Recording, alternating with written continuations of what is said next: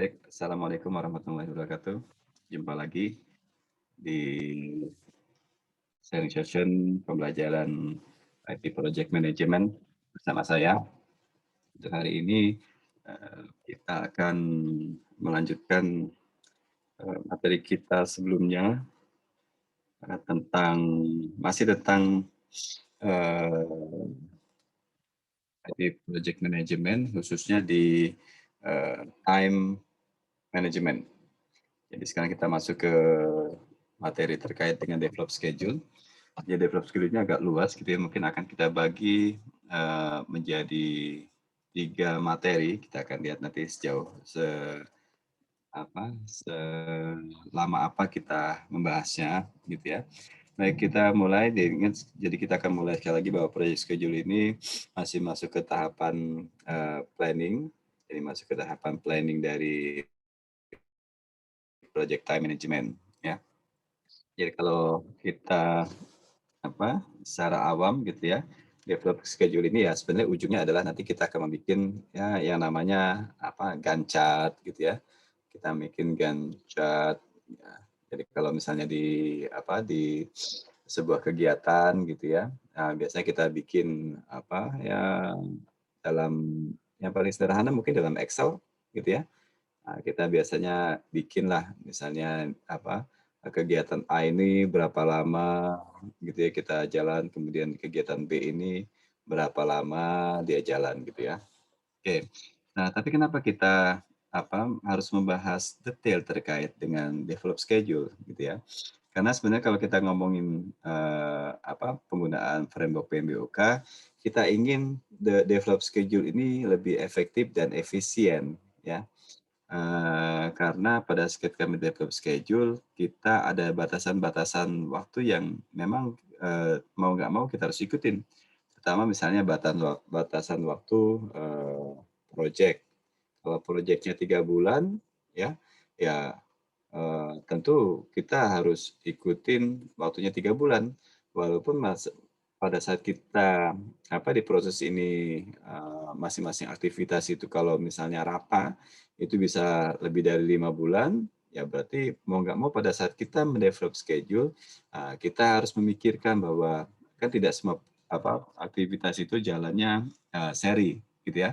Jadi beberapa aktivitas kita harus pepetkan, kita harus rapatkan, kita harus tumpuk, kita paralel gitu ya, dan kita lakukan berbagai macam, strategi agar,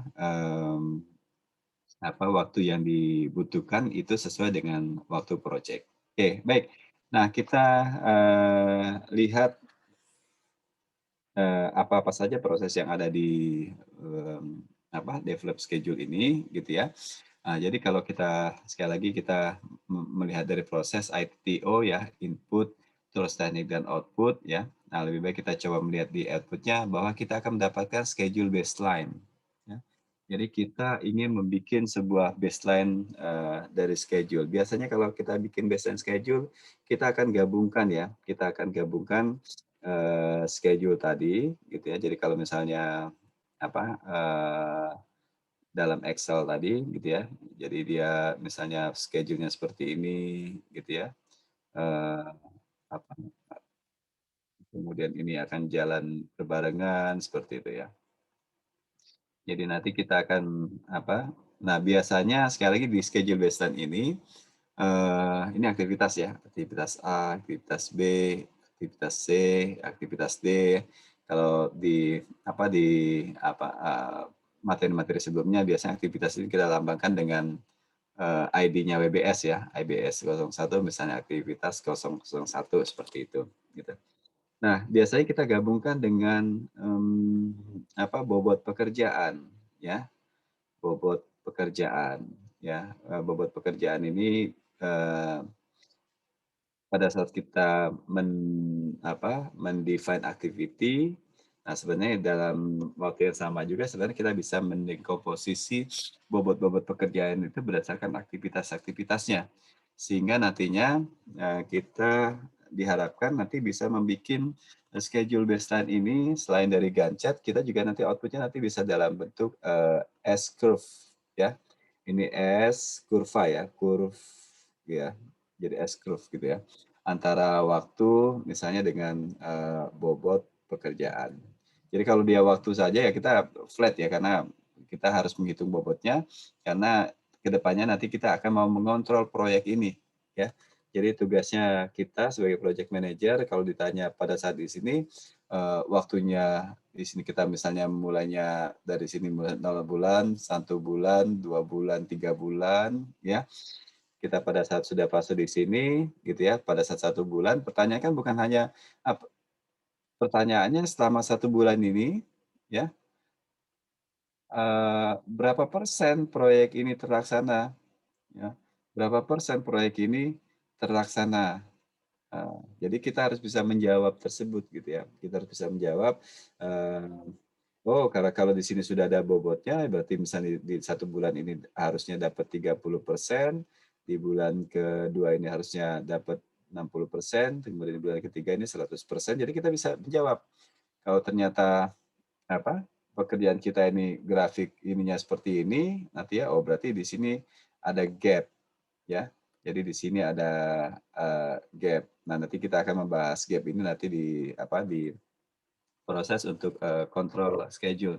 Tapi di sekarang, di proses develop schedule ini kita akan fokus bagaimana, membikin schedule-nya ini dulu nih. Ya, jadi kita akan fokus membikin schedule ini, gitu ya. By, definisi, develop schedule itu adalah sebuah proses menganalisis. Jadi bukan hanya membikin, tapi kita menganalisis activity sequence. Jadi kita harus analisis apa, sequence yang sudah kita lakukan di fase sebelumnya, kemudian apa, kita estimate duration juga, dan kita harus juga memikirkan resource requirement, gitu ya. Karena kalau misalnya kita mengandalkan apa, dari tim internal, ya mungkin tim internal ikut terlibat dalam beberapa proyek gitu ya. Jadi pengalaman saya gitu ya, satu orang bisa bisa ikut dalam 2 3 proyek dalam satu waktu.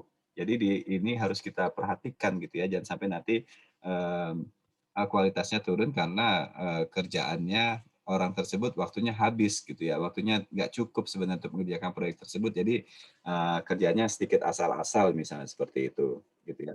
Nah jadi di develop schedule kita menganalisis, aktivitas sequencing, duration, dan sebagainya.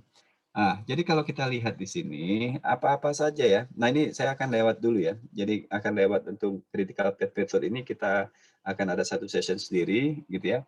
Saya akan lewat. Nah, di tools dan teknik ini ada beberapa hal selain dari apa tadi ya, critical path method, kemudian critical chain method gitu ya.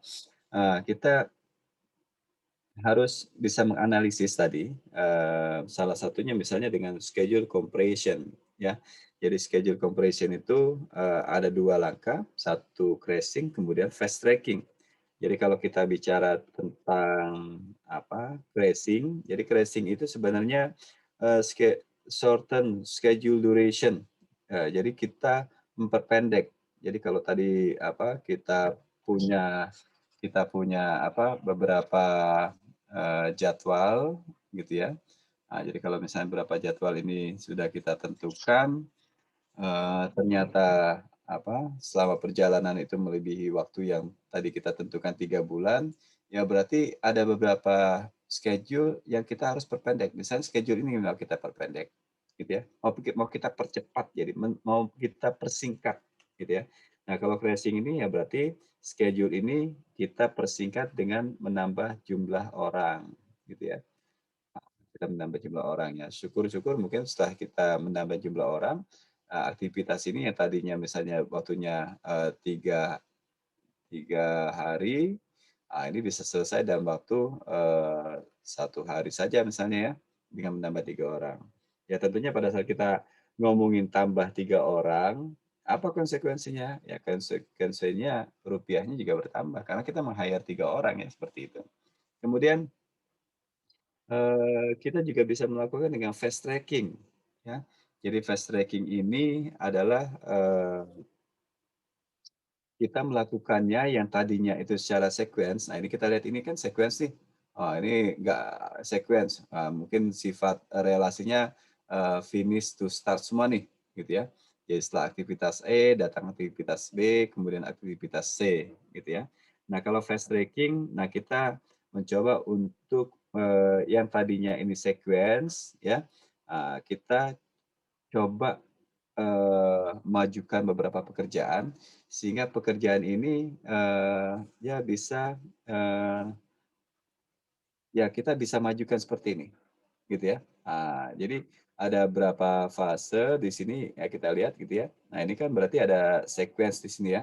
Kemudian di sini juga ada paralel yang ada di sini ya. Jadi pada saat kita ngomong sequence paralel, nah jadi sama, kita mungkin nggak menambah jumlah orang gitu ya, tapi kita mencoba untuk memparalelkan, nah tapi kita harus hati-hati karena resikonya juga, ada gitu ya. Ya kalau misalnya belum selesai analisisnya kita sudah mulai ngoding misalnya gitu ya, kalau nggak di-manage dengan bagus, nggak ada analisis, jangan-jangan, ternyata yang di-coding ini salah karena analisisnya belum selesai. Analisisnya masih ada di fase ini, kita udah mulai ngoding di sini, misalnya seperti itu. Nah ini, pasti akan berdampak gitu ya. Jadi tentunya kita harus hati-hati, menentukan, teknik schedule compression, apakah itu mau menggunakan teknik crashing ataukah itu menggunakan, fast, tracking gitu ya. Kemudian kita juga harus memikirkan tadi resources optimization teknik ya. Jadi kita harus memikirkan terkait karena proyek ini terkait dengan sumber daya manusia ya. Jadi dari sumber daya manusia, jadi kita harus melihat gitu ya. Jadi teknik ini yang bisa kita pilih, ada resource leveling, ada resource, smoothing ya. Jadi kalau resource, leveling kita lihat dari gambar berikut gitu ya. Eee, ada aktivitas A yang membutuhkan 2 resources, aktivitas B juga membutuhkan 2 resources. Jadi kalau kita lihat di sini, aktivitas A itu menggunakan Tom, ya. Aktivitas A juga menggunakan su 8 jam, selama 8 jam, kemudian aktivitas B juga menggunakan su 8 jam. Sebenarnya jadi kalau misalnya ini berbarengan aktivitasnya secara paralel, tentunya Tom jadi 8 jam, kemudian Su menjadi, 16 jam, ya. Nah, jadi kalau misalnya kita lihat seperti ini, ya tentunya sepertinya kita harus, memikirkan ya, apakah orang ini bisa kerja selama, 16 jam dengan kualitas yang bagus, gitu ya. Nah, jadi kita harus hati-hati. Jadi kita harus hati-hati, tentang ketersediaan resources gitu ya. Nah, untuk setelah kita pikirkan mungkin, oh kayaknya kita harus, leveling ya. Kita harus leveling, ya tentunya pada saat kita ngomong leveling berarti aktivitas B ini kita pindahkan kemari, ya.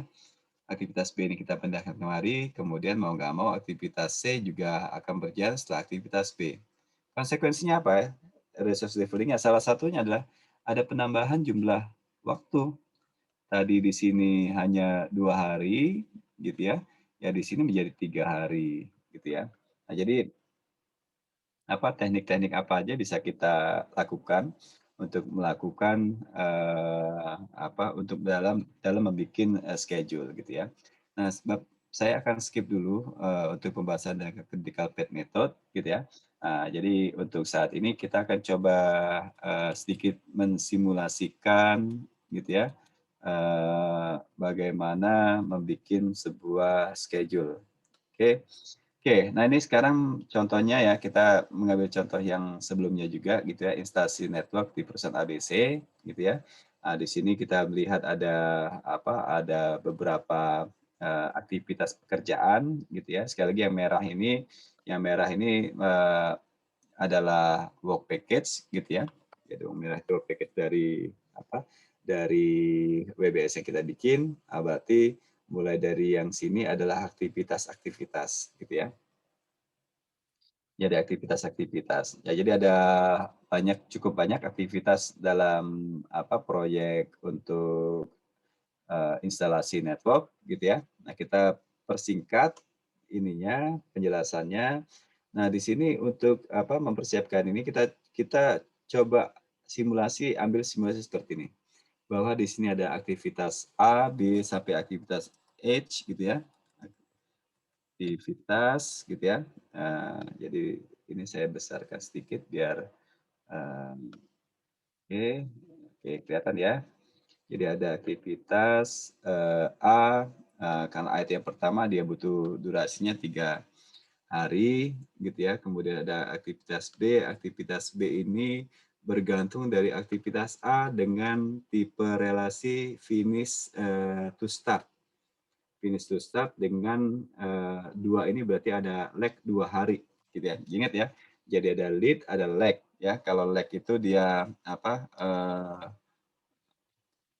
memperpanjang waktunya gitu ya. Jadi memperpanjang itu maksudnya pekerjaan itu, digeser menjauhi dari, suksesornya selama 2 hari ya. Jadi kalau lead berarti dia, eee, pekerjaannya dipepetkan gitu ya ke suksesor, jadi dia masuk ke dalam jadwalnya suksesor selama, misalnya selama, 2 hari gitu. Nah, jadi itu yang harus kita pikir ini, kita lihat, pada saat kita mau mendevelop schedule ya. Jadi eee,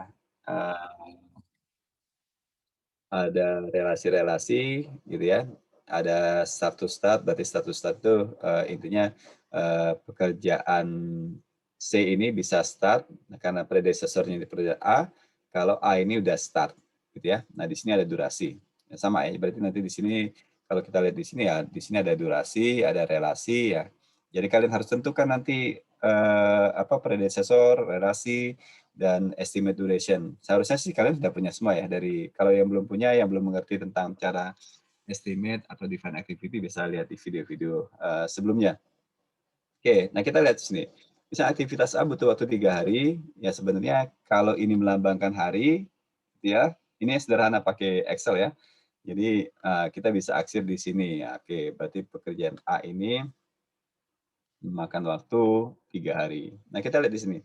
Masuk ke pekerjaan B. Pekerjaan B ini predecessor-nya pekerjaan A, ya, dengan relasi finish to start. Berarti B ini bisa start kalau A itu sudah finish, itu ya, membacanya gitu. B bisa start kalau A itu sudah finish. Kapan dia start-nya? Start-nya itu ternyata lag 2 hari. Berarti kalau lihat di sini, nah dia harus kalau nggak ada duanya, nggak ada lag 2, kita bisa mulai dari sini. Gitu ya. Tapi karena dia lag-nya 2 hari, ya berarti nggak tahu ya mungkin kalau di beberapa pekerjaan konstruksi ya catnya harus apa, harus kering dulu atau aspalnya harus didiamkan dulu gitu ya, atau duct-nya memang harus didiamkan biar dia rapat gitu ya. Nah, baru bisa kita kerjakan. Nah, jadi, apa, relasi finish to start dengan lag 2 hari, kemudian durasinya 2 hari, ya berarti kita hitung 1, 2. Oke, jadi ini B-nya akan mulai di sini, oke. Kemudian C kita lihat kemarin. C ini, relasinya adalah start to start. C ini bisa start kalau predecessor-nya itu start. Nah, kita lihat, nah karena di sini nggak ada lead dan nggak ada lag, berarti pekerjaan C ini bisa berbarengan dengan pekerjaan A, gitu ya. Nah, karena durasinya 2 hari, ya kita set 2 hari. Oke, kita masuk ke D. D ini start to start, dengan lag 1 hari. Gitu ya, status startnya dengan B, gitu ya, statusnya dengan BB. Kalau dia nggak ada lag 1 hari, berarti dia akan mulainya di sini.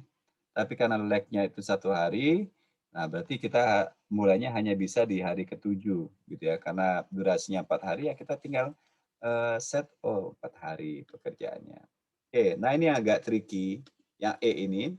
E ini relasinya start to finish. Nah, bacanya gini ya, start to finish dengan lag 3 hari. Pekerjaan E, ini ya, pekerjaan E ini bisa finish ya 3 hari setelah pekerjaan C, predecessor ini selesai, gitu ya. Jadi dia bisa finish 3 hari setelah C start, sorry, setelah C start. Kita lihat C-nya start-nya di sini kan, di hari pertama dia start, ya. Di hari pertama dia start gitu ya, pekerjaan E ini bisa finish kalau dia udah start, itu satu ya. Tapi 3 hari setelah C itu start, berarti kita hitung 3 hari. Dia mulai dari sini hari pertama, kedua, ketiga, karena durasinya 1 hari, ya udah berarti C-nya di hari ketiga udah bisa jalan, ya. Ini ada agak hati-hati, membacanya, sekali lagi tolong diperhatikan definisi-definisinya. Ini saya pindahkan aja definisinya biar enak bacanya. Sini, gitu ya. Oke, nggak apa-apa ya, bisa lihat ya. Kemudian F. Nah, F ini finish to finish. Nah, finish to finish, 3 hari. Bacanya gini, pekerjaan F ini bisa finish kalau C ini finish. Nah, logikanya ya. Jadi C ini kan finish-nya di sini. Jadi seharusnya logikanya di sini sudah bisa finish dia. Nah, tapi karena ada lag 3 hari gitu ya, dari apa, dari apa, ini selesai, jadi C ini kan can finish 3 day after C finish. Nah ini tricky sekali ya. Jadi kita, C ini kan finish di sini, seharusnya F ini bisa finish di sini, tapi dia can finish 3 hari setelah C finish. Nah, jadi kita lihat dulu angka 3-nya di mana. 1, 2, 3. Nah, berarti dia akan selesai di sini 3 hari. Nah, kita lihat selesai 3 hari setelah C ini finish ya. Jadi di sini harusnya dia bisa selesai. Karena durasinya 2 hari, ya tinggal kita mundur. Nah, ini kita mundur ke belakang. Nah, ini agak hati-hati ya, diulang lagi kalau misalnya kurang jelas. Oke. Kemudian di sini, sama dengan yang sebelum-sebelumnya, status start gitu ya. Jadi pekerjaan G ini, bisa dimulai kalau D udah mulai. Nah, D di sini kita lihat ya, dimulai di sini, harusnya kan dimulai di sini, tapi karena lag-nya ini 1 hari, berarti posisinya kita pindahin kemari. Tapi ingat, dia juga bergantung dari E. Dia bergantung dari E, kita lihat di sini E-nya ada di sini ya. Kalau nggak disebutkan berarti ini sifatnya, biasanya finish to start ya, sifatnya, kalau nggak disebutkan. Jadi finish to start jadi nggak ngaruh ya. Jadi apa, ini nggak ngaruh, jadi tetap dia apa, bergantung banget sama pekerjaan D ini, gitu ya. Oke, lanjut terakhir, aktivitas H ini, menggunakan, bergantung dari F dengan relasi start to finish. Dia dia akan finish, nah ingat ya, dia akan finish kalau kalau F ini udah start. Nah, dia F ini kan di sini ya, dia akan finish kalau F ini udah start. Nah, kita baca nih, dia akan finish, F ini sudah start. Ya berarti harusnya, logikanya kemudian lag 2 hari, dia finish 2 hari setelah itu start. Harusnya bisa di sini, gitu ya. Tapi ingat bahwa dia juga bergantung dari G dengan apa, tipe finish to start, gitu ya. Jadi otomatis kita ya lihatnya paling ujungnya aja, di G-nya aja. Berarti kita karena dia, relasinya finish to start dan nggak ada lag, ya berarti dia akan berjalan sehari setelah apa, ya pas setelah apa, D selesai, D ini akan, selesai, gitu ya. Oke, nah ini sementara apa, materi kita untuk hari ini, gitu ya, terkait dengan develop schedule. Saya harapkan kalian bisa memahami bagaimana mendevelop schedule, setidaknya, untuk proyek-proyek sederhana kalau kita nggak punya license Microsoft, project gitu ya. Ya bisa juga dengan pakai yang cloud yang gratisan cukup cukup banyak gitu ya. Tapi konsepnya kalian bisa gunakan, apa, pengetahuan yang sudah saya jelaskan di Excel berikut ini. Nah, nanti kalau misalnya sudah, apa, sudah bisa membuat schedule ini, gitu ya, selanjutnya kita akan bicara tentang critical path method, salah satu, eee, teknik dan tools dalam develop schedule, yang intinya untuk membuat pekerjaan kita tuh lebih efektif, kita tahu di mana kritikal waktu yang kita nggak boleh mundur, dari pekerjaan, gitu ya. Jadi nggak boleh molor. Itu kadang-kadang kita kan suka molor pekerjaan gitu ya. Kemudian kita juga nanti akan membuat S-curve seperti ini, gitu ya. Jadi kita membuat S-curve nanti di apa, sehingga apa, proyek ini bisa kita kontrol nantinya gitu ya. Nah, ini akan kita lanjutkan di materi-materi berikutnya. Kita tutup hari ini, billahi taufiq wal hidayah. Assalamualaikum warahmatullahi wabarakatuh. Salam sehat semuanya. Saya close, record-nya saya mati, oke.